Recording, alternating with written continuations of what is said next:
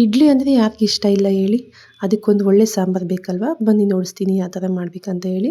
First ಒಂದು ಬಾಣಲಿ ಇಟ್ಕೊಂಡಿದ್ದೀನಿ. ಒಂದು ಸ್ವಲ್ಪ ಸಾಸಿವೆ, ಒಂದು ಸ್ವಲ್ಪ ಜೀರಿಗೆ ಹಾಕ್ಕೊಂಬಿಟ್ಟು ಒಂದು ಸ್ವಲ್ಪ ಸಿಡಿಲಿ ಚೆನ್ನಾಗದು. ಸಿಡಿದ ತಕ್ಷಣ ಒಂದು ಸ್ವಲ್ಪ ಬೆಳ್ಳುಳ್ಳಿ ಹಾಕ್ಕೊತಿದ್ದೀನಿ. ಇಲ್ಲಿ ನೋಡಿ ಚಿಕ್ಕ ಚಿಕ್ಕದಾಗಿ ಕಟ್ ಮಾಡಿಬಿಟ್ಟು ಒಂದು 5-6 ಬೆಳ್ಳುಳ್ಳಿನ ಈ ಥರ ಚಿಕ್ಕದಾಗಿ ಕಟ್ ಮಾಡಿ ಹಾಕ್ಕೊಂಡಿದ್ದೀನಿ. ಮತ್ತು ಒಂದು ಮೀಡಿಯಮ್ ಸೈಜ್ ಆಗಿರೋವಷ್ಟು ಒಂದೆರಡು ಈರುಳ್ಳಿ, ಮತ್ತು ಖಾರಕ್ಕೆ ಎಷ್ಟು ಬೇಕೋ ಅಷ್ಟು, ಮತ್ತು ಸ್ವಲ್ಪ ಹಸಿಮೆಣಸಿನ್ಕಾಯಿ ಹಾಕ್ಕೊಂಬಿಟ್ಟು ಒಂದು ಸ್ವಲ್ಪ ಕೆಂಪು ಬಣ್ಣ ಬರೋವರೆಗೂ ಫ್ರೈ ಮಾಡಿಕೊಂಡು, ಮತ್ತು ಒಂದು 7-8 ಟೊಮೊಟೊ ಹಾಕ್ಕೊಂಡಿದ್ದೀನಿ ಚಿಕ್ಕದಾಗಿ ಕಟ್ ಮಾಡಿಕೊಂಡು, ಮತ್ತು ಸ್ವಲ್ಪ ಉಪ್ಪು, ಒಂದು ಸ್ವಲ್ಪ ಅರಿಶಿನ, ಒಂದು ಸ್ವಲ್ಪ ಮನೇಲಿ ಮಾಡಿರೋ ಸಾಂಬಾರು ಪೌಡರ್, ಮತ್ತು ಸ್ವಲ್ಪ ಖಾರದ ಪುಡಿ ಹಾಕ್ಕೊಂಡಿದ್ದೀನಿ.